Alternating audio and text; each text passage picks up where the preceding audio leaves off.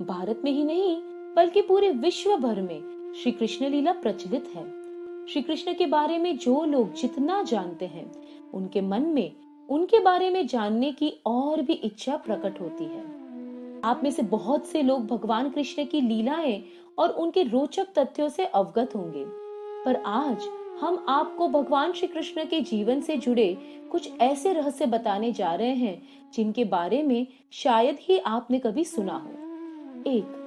भगवान श्री कृष्ण का रंग। श्री कृष्ण के शरीर का रंग काला और ज्यादातर लोग श्याम वर्ण मानते हैं।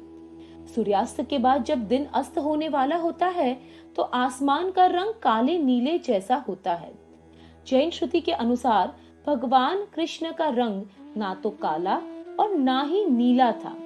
उनका रंग काला मिश्रित नीला भी नहीं था। असल में कृष्ण जी की त्वचा का रंग मेघ श्याम यानी एक बादल के समान था। कृष्ण का रंग काला, नीला और सफेद का मिश्रित रंग था। 2. भगवान श्री कृष्ण की गंध। माना जाता है कि भगवान कृष्ण जी के शरीर से अष्टगंध महकता था। ये गंध गोपिका चंदन की थी और कुछ कुछ रात रानी की सुगंध से मिलती जुलती थी, जिससे उनके पास आने वाले लोग मंत्रमुग्ध हो जाते थे। चौंकाने वाली बात यह है कि द्रौपदी के शरीर से भी यही सुगंध महकती थी। लोगों का मानना है कि इसी खूबी के कारण श्री कृष्ण ने द्रौपदी को अपनी बहन का दर्जा दिया था। 3. श्री कृष्ण का दैवीय शरीर। भगवान श्री कृष्ण अपने शरीर पर रेशम के पीले रंग के वस्त्र परिधान करते थे और उनके मस्तक पर मोर मुकुट शोभा देता था। उनकी आंखों में प्रचंड सम्मोहन था और उनके परम धाम गमन के समय ना तो उनका एक भी केश श्वेत यानी सफेद हुआ था और ना ही उनके शरीर पर कोई झुर्री पड़ी थी। भगवान श्री कृष्ण की मांसपेशियां कोमल परंतु युद्ध के समय विस्तृत हो जाती थी, इसीलिए सामान्यतः लड़कियों के समान दिखने वाला उनका लावण्यमय अंग युद्ध के समय अत्यंत कठोर हो जाता था।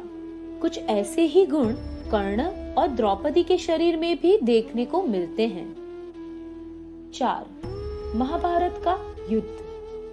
कौरवों और पांडवों के बीच हस्तिनापुर की गद्दी के लिए कुरुक्षेत्र में युद्ध हुआ था, जो 18 दिन तक चला था। श्री कृष्ण ने हरियाणा के कुरुक्षेत्र में अर्जुन को पवित्र गीता का ज्ञान रविवार शुक्ल पक्ष एकादशी के दिन मात्र 45 मिनट में दिया था। 5. भगवान श्री कृष्ण मार्शल आर्ट्स के जन्मदाता। भगवान श्री कृष्ण को मार्शल आर्ट्स के जन्मदाता के रूप में भी पूजा जाता है, क्योंकि मार्शल आर्ट्स का आविष्कार उन्होंने ही किया था, जिसका नाम कलरीपट्टू रखा गया। इसीलिए उन्हें कलरीपट्टू का प्रथम आचार्य भी कहा जाता है। इस कला से भगवान कृष्ण ने चारु जैसे दैत्यों का संहार किया था। जनश्रुति के अनुसार भगवान कृष्ण ने मार्शल आर्ट्स का आविष्कार ब्रज क्षेत्र के वनों में किया था। इस विधि को अगस्त मुनि ने भी प्रचारित किया। भयंकर और प्रलयकारी सेना बनाने के लिए श्री कृष्ण ने इस युद्ध कला की नींव रखी थी, जो बाद में बोधि धर्मन से होते हुए मार्शल आर्ट्स के नाम से प्रसिद्ध हुई। यह विद्या चीन, जापान और बौद्ध क्षेत्रों में खूब फली फूली। आज भी ये विद्या केरल और कर्नाटक में प्रचलित है। 6. भगवान की द्वारिका नगरी। श्री कृष्ण ने आज के गुजरात में समुद्र के बीचों बीच द्वारिका नामक नगरी का निर्माण किया था। द्वारिका पूरी सोने की थी और उसका निर्माण देव शिल्पी विश्वकर्मा ने किया था, जो बाद में समुद्र में डूब गई। आज भी उस समुद्र में द्वारिका नगरी के अवशेष पाए जाते हैं। 7.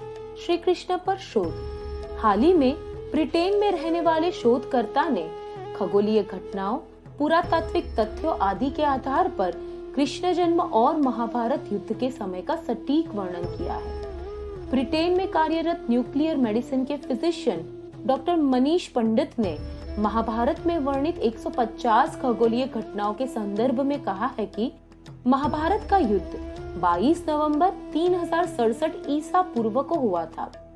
उस वक्त भगवान कृष्ण 55 या 56 वर्ष के मालूम होते हैं। पुराणों के अनुसार उसके बाद भगवान श्री कृष्ण कुल 125 वर्ष तक धरती पर रहे, जिसके बाद वो अपने वैकुंठ धाम वापस लौट गए। 8. राधा और श्री कृष्ण का विवाह। यह बात तो हम अक्सर सुनते आए हैं कि राधा और कृष्ण केवल प्रेमी प्रेमिका थे और उनका विवाह कभी नहीं हुआ था। लेकिन गर्ग संहिता ब्रह्म वैवर्त पुराण के अनुसार राधा और कृष्ण का विवाह हुआ था, जिसे स्वयं ब्रह्मा जी ने करवाया था।